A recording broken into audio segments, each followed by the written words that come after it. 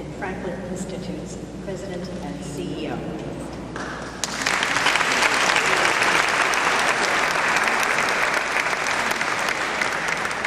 Thank you very much. On behalf of the Franklin Institute, we're very honored to have you join us in the Benjamin Franklin National Memorial. This is a historic occasion, not only for Philadelphia, but for the Institute. We're very honored to have this statue unveiling here, as well as the celebration this evening. Now, I know Benjamin Franklin, who is sitting behind us, is very honored to be joined by Marian. It's very fortunate that you're here on September 7th. This is the first day of school. In other words, you would be fighting your way through about 3,000 school children. You have this entire building pretty much to yourself today. So we're very honored, as I said, to have this historic event here. And we also look forward to you coming back with your family and friends to really celebrate science and the important role that science plays in our society and in Philadelphia. Thank you very much.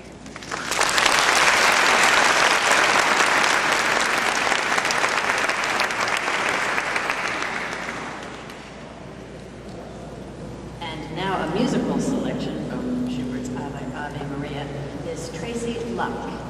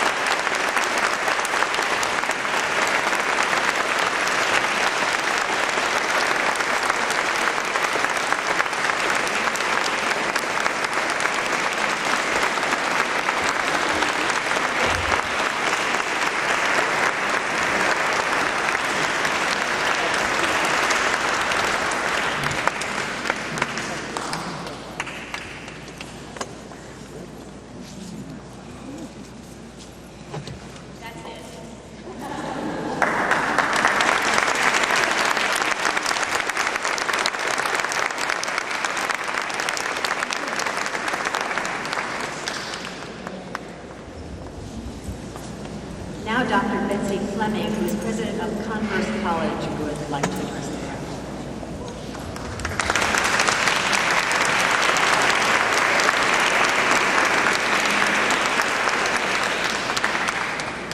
Well, I can assure you that Converse College and the Marian Anderson Historical Society share a passion for beautiful music and beautiful voices.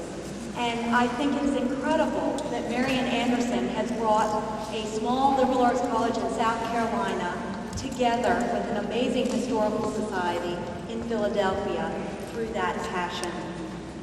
Marian Anderson is described as a great artist, a great woman, and a great citizen. Wouldn't all of us like to be known as that after our passing? Her talent, her beauty, her dignity endeared her to the world of music makers and music lovers. When she sang, we not only heard the voice of perhaps the world's greatest contralto, but also the voice of her race and the voice of all America. Marian Anderson believed in possibility. She persevered when met by barriers, as I think we've heard Blanche's the same way. She tried new avenues. She possessed a passion for people and worked to empower others. She believed deeply in embracing, growing, and sharing creative talent. Today's event honors these values. On behalf of Converse College, including those of us who are here today, our students and faculty back in Spartanburg, and our alumni throughout the country, thank you so very much to Phyllis and Blanche for the privilege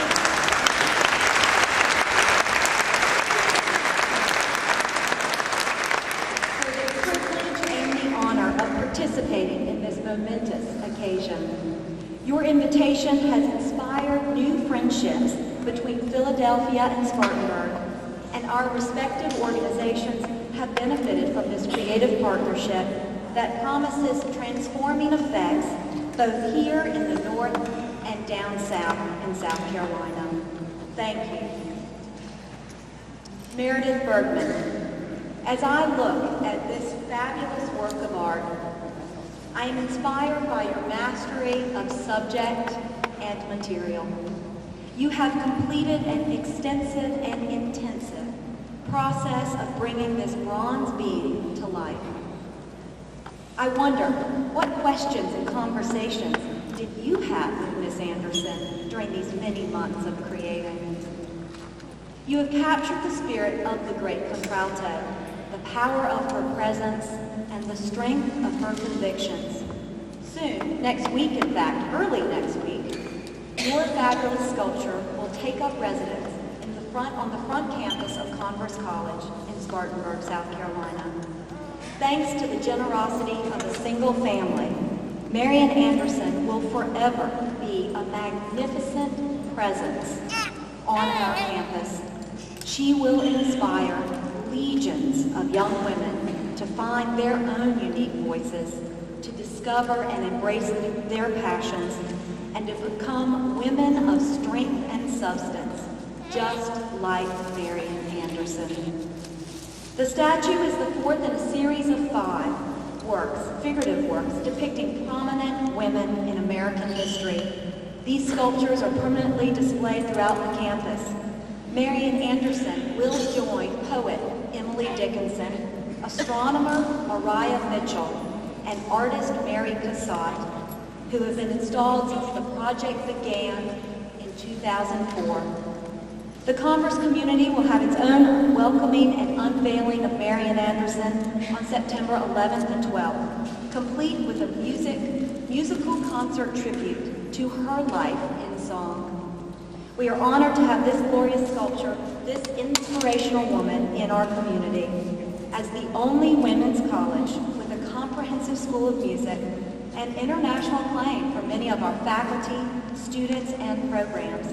It is fitting that she occupy a place of pride. As president of Converse College, an institution dedicated to excellence in women's education since 1889, a learning community that we call Smart with a Southern Flair, I invite all of you to visit our campus. Come and visit Marian Anderson and her colleagues. Bring your families, your daughters and granddaughters, your nieces and sisters to share in our history and heritage like we are sharing in yours today, and to become a part of the music we are making today. We will welcome you with genuine Southern hospitality. It is at last my privilege and pleasure to introduce you to Meredith Bergman, our sculptor. As a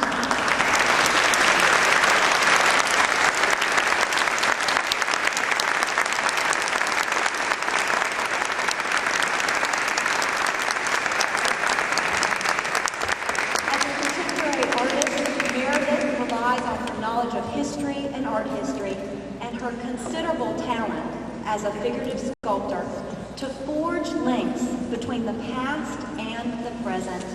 Her success as a creator of public art stems from her ability to make imaginative use of forms and symbols of traditional sculpture to address in very accessible ways the multi-layered personal and societal concerns of modern life. Meredith's commissioned pieces can be found throughout the United States. Fortunately for Converse, and fortunately for Philadelphia today, we are experiencing one in person. Ladies and gentlemen, Meredith Bergman.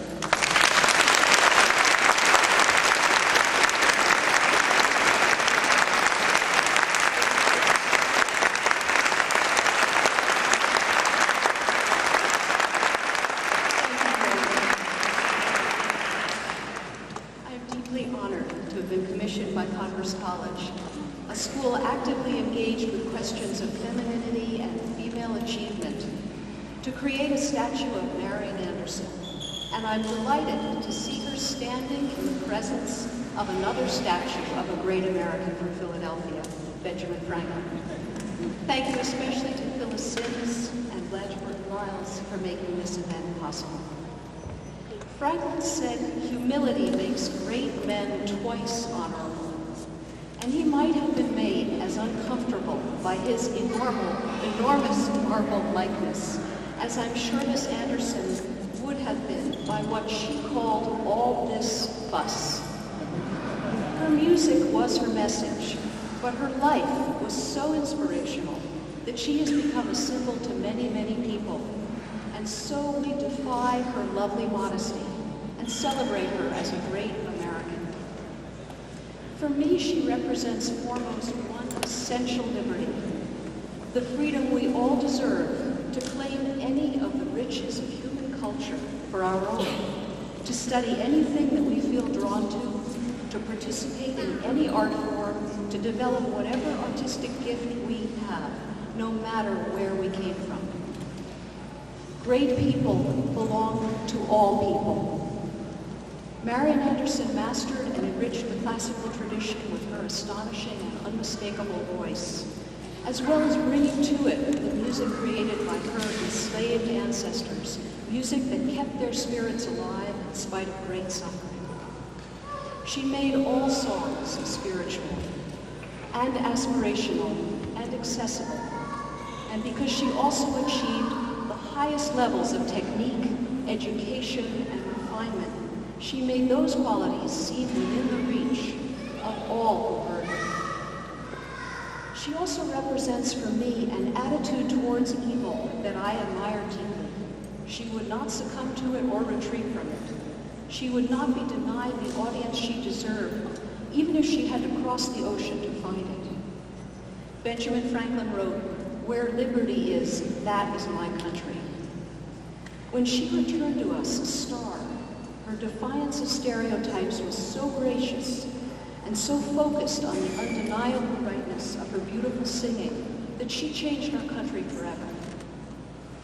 She moved us to recognize the evil and injustice we allowed ourselves to live with, and we changed our lives and our country to correct it. That is why she made so many people proud to be American, proud of our self-knowledge, our love of justice, and our ability to change.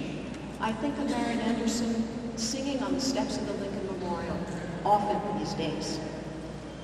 Later in life, this great artist, who had to leave this country to develop her art, was asked to represent this country.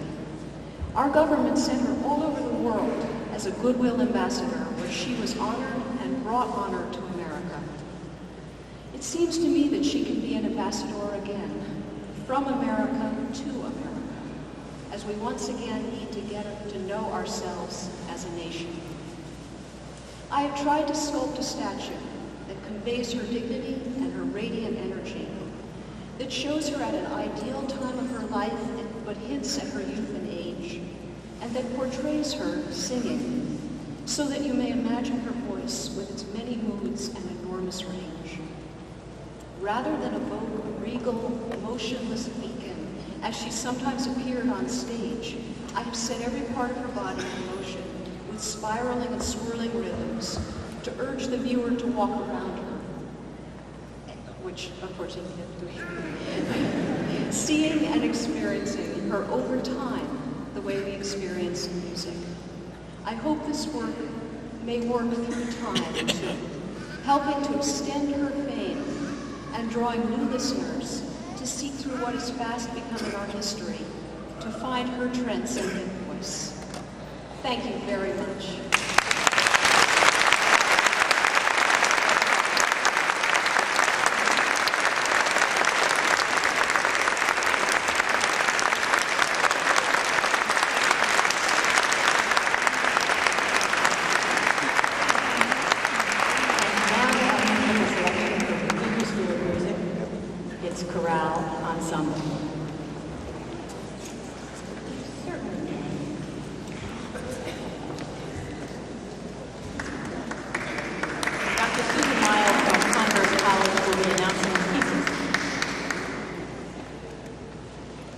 Good morning.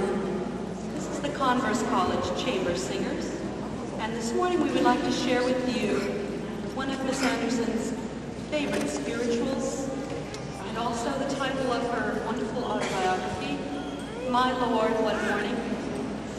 And our second selection will be an original composition created especially for this occasion by Dr. Scott Robbins, who is a member of our faculty. It's called Unveiling.